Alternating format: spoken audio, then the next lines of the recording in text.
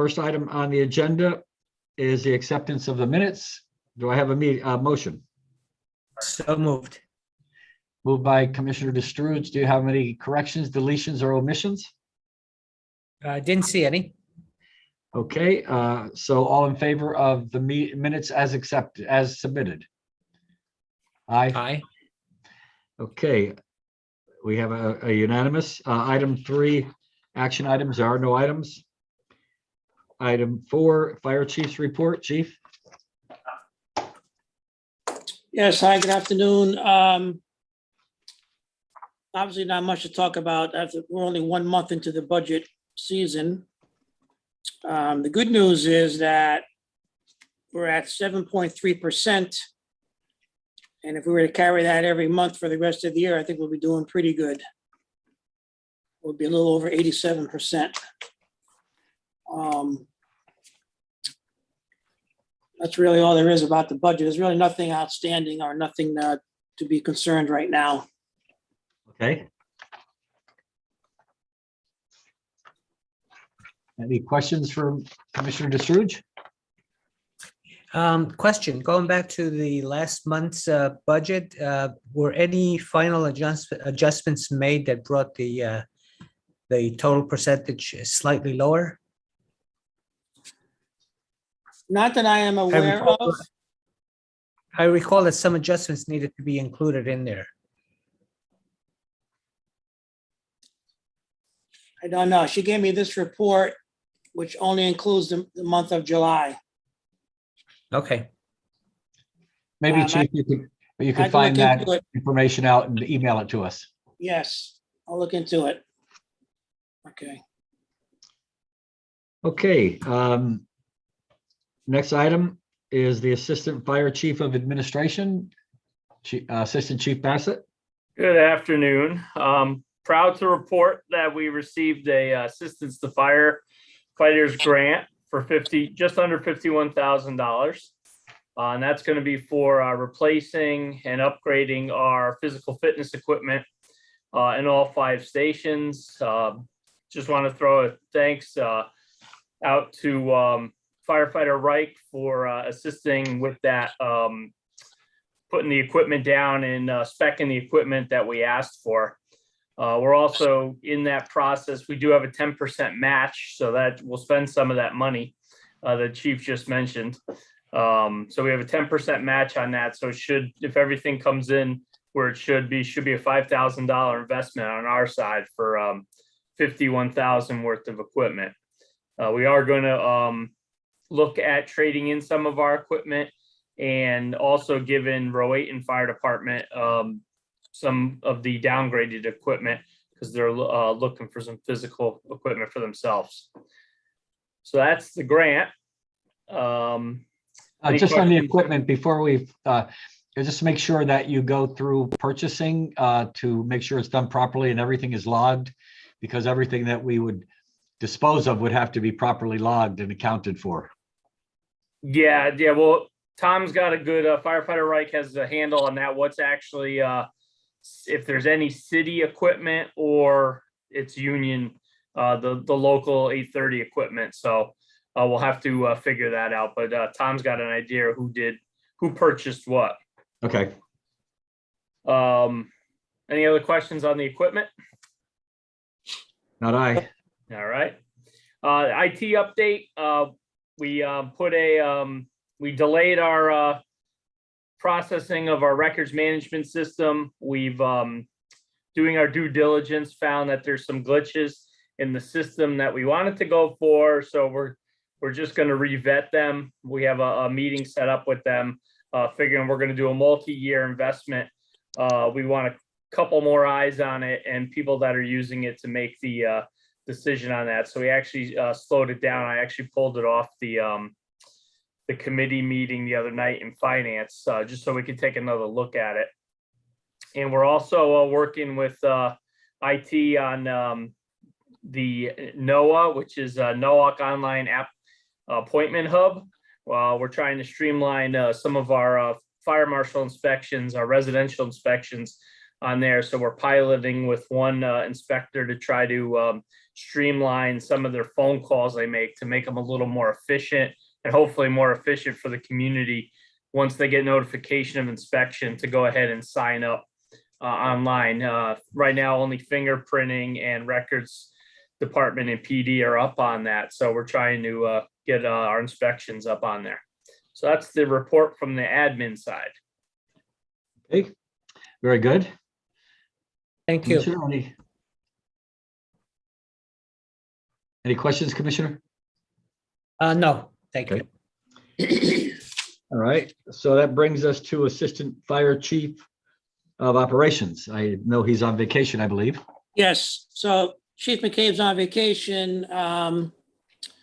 Just going to briefly update. As you know, we went through interview process for new candidates, and the commission went through their process for the new candidates. We offered conditional offers of employment to 12 of them, which they all took and accepted. And now begins the process of gathering documents and setting up physicals and the background and the psych and whatever it takes for the onboarding process. So we're in the process of doing all that, and we will keep the commission updated as to the progress, but we're looking for mid-September, late September start dates. And we're also working with personnel as far as the start dates go. Yep. As soon as possible.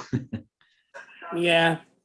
The other thing, he is working with the 4 deputy chiefs, the shift commanders, to try to balance out all 4 shifts.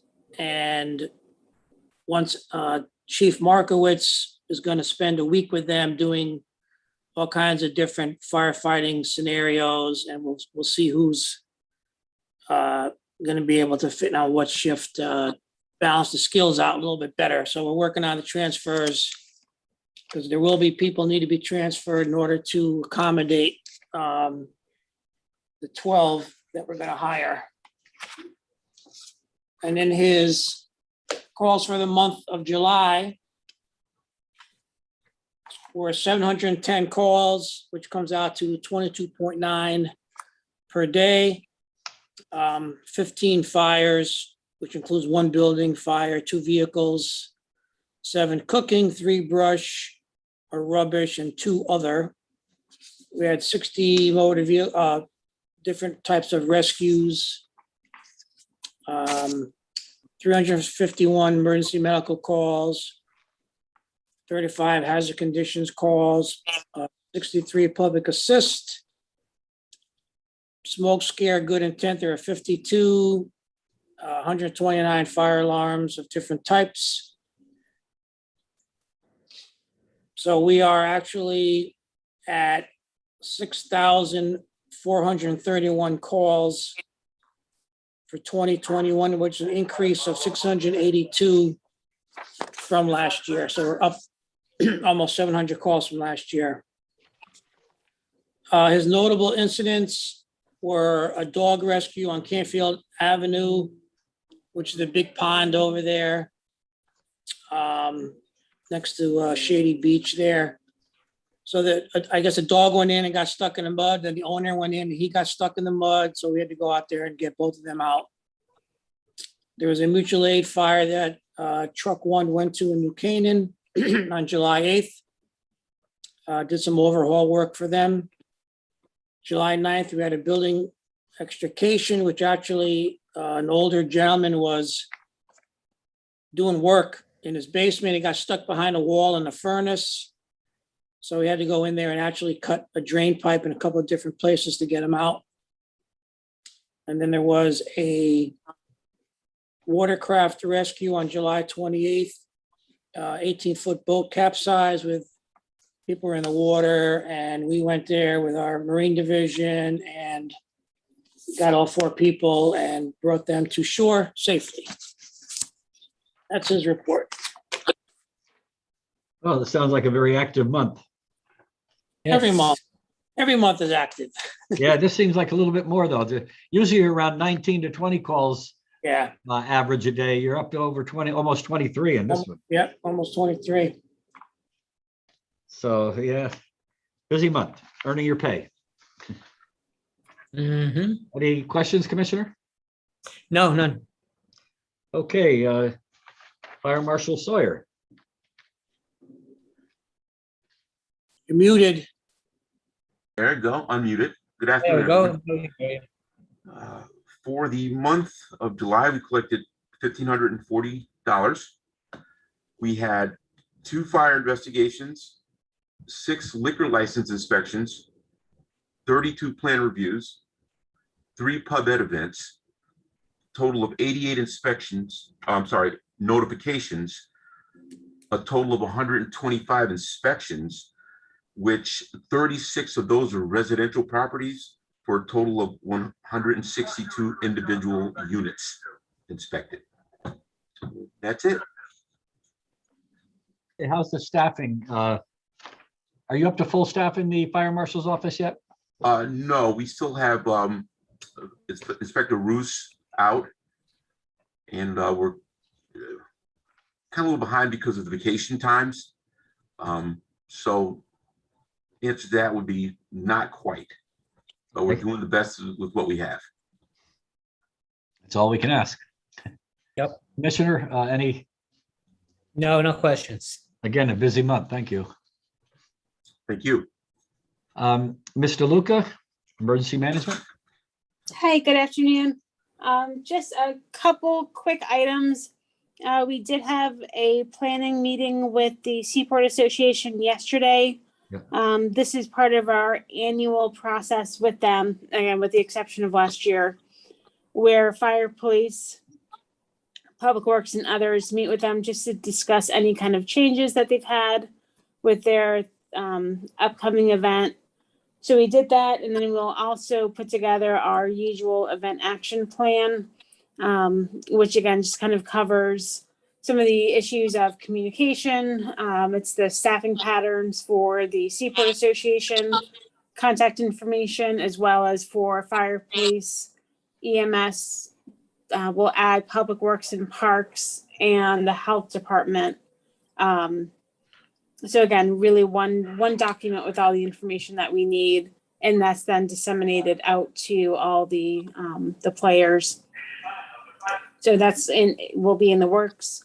We are still planning on having the open house on September 25th. Hopefully, again, that will be an in-person event, but we have also had some conversations about a plan B, which might be, again, I keep calling it a safety safari. So Public Works at South Smith Street is large enough that in theory, we could have people drive through and still see some of the vehicles, learn a little bit about who does what in the city. So again, hopefully we will not get to that point, but we are looking at a few options if COVID numbers do increase, just so we don't have to cancel it altogether again. There was an announcement by the Biden administration about the hazard mitigation grant program, and that they are looking to release some funding to also address some climate change issues. I sent out an email to Public Works, Conservation, Planning and Zoning, and a few others. So we will get together in the next week or two, and Health, and just do a little bit of brainstorming online to try to get a better sense of if there's some critical projects that one of the departments may have, how to really prioritize that, and see again what people's thoughts are for projects of different sizes. So as grants become available, again, around the climate change and mitigation topic, we at least have some ideas of what could be applied for. The school district and health department were also on that list. And then finally, Eversource is releasing some of their training materials for their municipal hub. So I've done one as the administrator. They're now working on some of the dispatch training. And then the next level will be the view only. So those folks that can see, and basically it allows us to enter priority 2 and priority 3 calls into the Eversource system directly, And in theory, we'll be able to see if crews are assigned, where they are, the number of crews, restoration.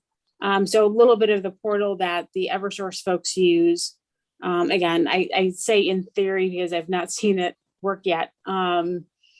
We should have a better sense of their response in real time. So again, that information is coming out as well. That'll be I a think big that's it. upgrade. Okay, thank you. Any questions, Commissioner? No, thank you. Yeah, Great, that- thank you. We can work that out with Eversource. That'd be really a nice upgrade. Yeah, I definitely would love to see. I mean, the system, the sandbox that we saw for being able to play around, it does look great. And again, there's some mapping capabilities and just the ability to, again, know how many crews might be in the area. And to also, again, help prioritize and make sure the information is, that we're on the same page. Again, if it works, I think it would make all the difference in the world for us. Sure, good. Okay, thank you. Training Division Report, Deputy Chief Markowitz. Good afternoon. We started the month, we conducted elevator emergency training with the entire department. We had an outside instructor come in to conduct a 3-hour class for every shift, covering all 4 shifts. We continued with the nutrition and wellness overview with our physical fitness trainer. We started a Marine Unit 238 overview where we're running each company down to the boat, and each company is going through the boat to see exactly what they do and what they need to do if they're working on an overtime on the boat. The Marine Unit did search and rescue training with the Coast Guard. We started active shooter EMS training. 2 out of the 4 shifts have conducted that so far. The other 2 shifts are coming up at the end of the month. We did Stokes basket patient packaging training with all 5 stations. We started planning for the new recruits and setting up somewhat of a in-house, we're not sure if it's gonna be 5 or 6 day, like a mini academy to run them through how we do things, our equipment, et cetera. And we started truck 2 training for the truck 1 drivers so they can start preparing for the new ladder truck when it comes in this winter. And that was it. That concludes the report. With the active shooter training, are you working with the police on that, or how's that going? So that's this part of the active shooter training is EMS based. So it's all just the EMS portion of it. The PD is working with, they'll be doing their own EMS training, and then we're going to do a joint training evolution like we did in the past. So right now, this is just EMS based. It's just going over with our firefighters, in the event of an active shooter, what they need to do, how they handle it, et cetera. Okay. And then the hospital will do the same training with PD, and then we'll do a joint, probably at one of the schools, another session like we did several years ago. And that can be a very, very important part of the training program, because it's happening more and more around the country, and you have to be very cautious how you handle something like that. You don't need to become a victim. Yep. Right. Hopefully we never need it. Yeah, it's always good if Yep. you don't need it. Commissioner, do you have any questions?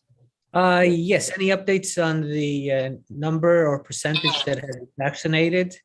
And Chief, the status on the individuals that were positive on the last report? So as far as an update, we've had, I think, three or 4 that have changed from non-vaccinated to vaccinated. And again, unless they send me their information, we don't have any way of knowing whether or not they're vaccinated or non-vaccinated.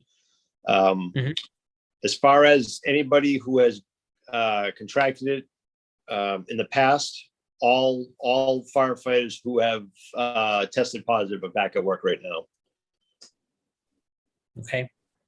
All right, the one last month that tested positive was a breakthrough case, but he had very mild symptoms, but he still had to stay out for the quarantine period, and one other person was quarantined, but everybody's back now. And the quarantine is 7 days, or is it 10 days? I think It it's was- 10 days now, right? It's 10 days, but you could do 7 if you get a test after 5. Okay. Okay. Thank you. Yeah, we're going to be still doing some clinics. So if anybody's interested, they can contact the health department and I think we may be going to do another one for employees pretty soon too. With the booster shot. Well, you might end up with a booster shot. Yeah. Mhm. Mhm. As the report from our Thursday meetings last, there were several people in the hospital that had COVID-19 Delta variant, and they had been fully vaccinated. Yep. So there are some breakthrough cases, and the part that I have the concern about, pretty much is for the most part, the vaccinated people are going to be okay, and if they do get it, the severity will be minimized. Milder, Except yes. unfortunately for the people that are in the hospital and they had been fully vaccinated. But until we are able to administer the vaccine to children under 12 and over 2, there's still a lot of young people out there that are quite vulnerable, Mhm. especially with school starting again and people going to different places as families and supermarkets and so forth. So Yeah. okay, well, I see that every other item here is, oh, no, item 11, old business update on building repairs. We don't have anything significant to report. Still working with Corp Council on our Station 1 project. Yep, okay, Thank you. okay. Then there's a motion to adjourn would be in order. So moved. A motion to adjourn by Commissioner Destruge at 3:28. All in favor? Aye. Aye. Opposed, abstentions? We are adjourned. Thank you. All right. Have a good rest of the day. Have a- Have a good day. You too. Bye. Commissioner, take care.